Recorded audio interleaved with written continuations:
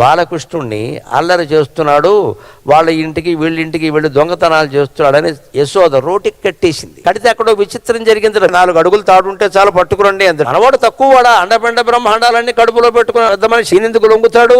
తాను లొంగాలనుకుంటేనే లొంగుతాడు, లేతే లొంగడు. ఆ తాడు ఇలా తిప్పిందిట, చివరికి ముడేద్దామని తీసిందిట, 2 అంగుళాలు తక్కువైందిట, ముడి అడ్డం లేదు. ఇదేమిటి తక్కువ అవుతోంది, కాస్త పెద్ద తాడు పట్టుకురండి అందుట. అంత ఇంకొంచెం పెద్ద తాడు పట్టుకొచ్చారట.